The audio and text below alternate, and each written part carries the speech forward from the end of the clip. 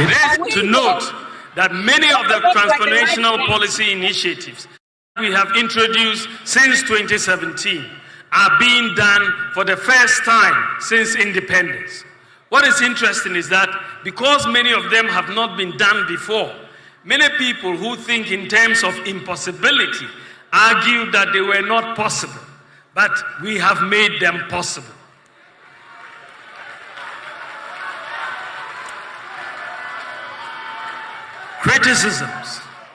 Criticisms and name-calling eventually gave way to reality, as the nation is greatly benefiting from these initiatives.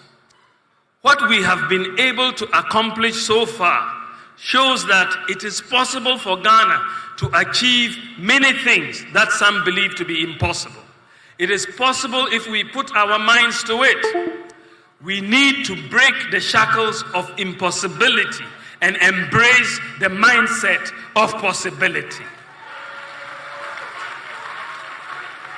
Ladies and gentlemen, I now come to my vision.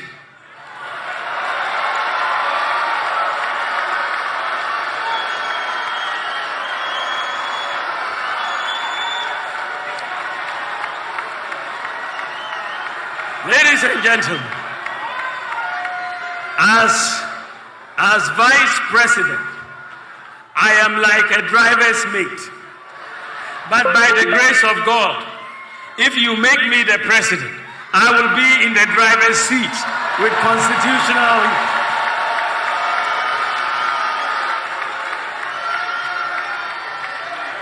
I will be in the driver's seat with constitutionally mandated authority to pursue my vision and my priorities. So what do I want to do in terms of vision and priorities and policies if you give me the opportunity by the grace of God to become President of the Republic of Ghana? Ladies and gentlemen, in this regard, I have been engaged in a lot of consultation and doing a lot of thinking in the last few months about the lessons of the last 7 years, as well as my vision and priorities as I seek to become President of the Republic of Ghana. Clearly, the initial conditions that we inherited in 2017 are not the same as will be in 2025. Therefore, my priorities will be different. We have done many good things, and I will be seeking to build upon them. My vision, ladies and gentlemen, is to create a tent big enough to accommodate all our people, to tap into the resourcefulness and talents of our people, irrespective of our different ethnic, political, and religious backgrounds, to channel our energies into building the kind of country that assures food self-sufficient, safe, prosperous, and a dignified future for all Ghanaians.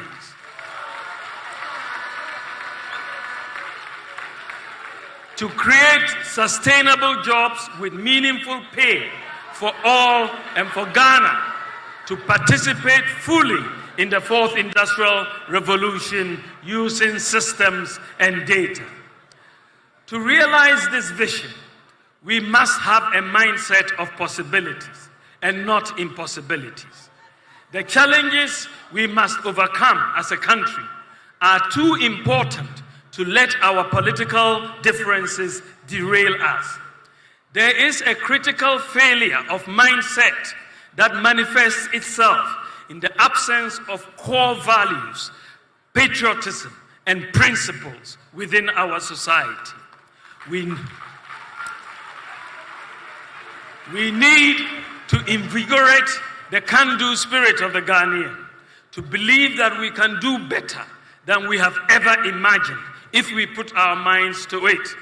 For example, our students from Mamfi Girls Senior High School and Prempeh College have won international robotic competitions against their peers in the US, Germany, and South Korea. We must apply the same mindset of beating the world in robotics, singathons, and cookathons to every sphere of economic activity. We must believe that it is possible. This must be inculcated in our children from home and in school. This is why we are going to introduce a growth mindset curriculum in our schools to help students build critical skills such as problem solving, risk taking, opportunity spotting, and design thinking. Ladies and gentlemen, in the area of macroeconomic stability, a major goal of my government would be to attain and sustain macroeconomic stability with low inflation, low interest rates, exchange rate stability, and low budget deficits. In terms of prudently managing our expenditures, to reduce the budget deficit and interest rates, my government will enhance fiscal discipline through an independent Fiscal Responsibility Council enshrined in the Fiscal Responsibility Act 2018, Act 982. The Fiscal Responsibility Act will also be amended to add a fiscal rule that requires that budgeted expenditure in any year does not exceed 105% of the previous year's tax revenue. This will prevent the experience of budgetary expenditures based on optimistic revenue forecasts, which many a time do not materialize. Ladies and gentlemen, furthermore, my government will reduce the fiscal burden on government by leveraging the private sector. Under the two-term administration of my boss, His Excellency Nana Addo Dankwa Akufo-Addo's government, we have put in place many social safety nets like free SHS, free TVET, and so on. With all these social safety nets in place, my government will now focus on jobs and wealth creation by the private sector for all Ghanaians. My administration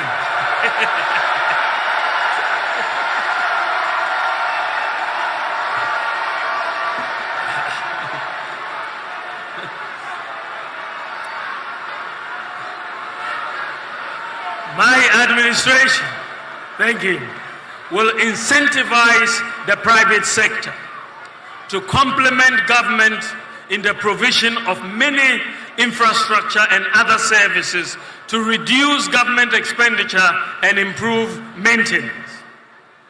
The private sector will be encouraged to build roads, schools, hostels, and houses for government to rent or lease to hold. The demand for roads construction is massive, and this has historically placed a huge burden on the budget.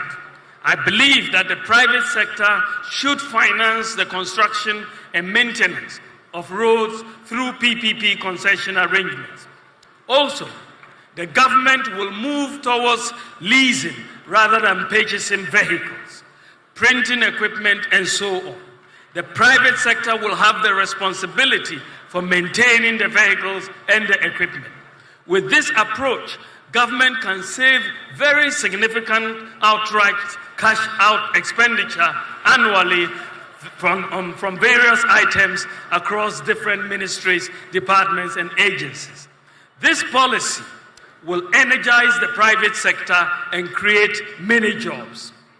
Enhancing the role of the private sector, along with fiscal and administrative decentralization, improving our systems and the way our institutions function will lead to greater efficiency, cutting waste and ensuring value for money in procurement.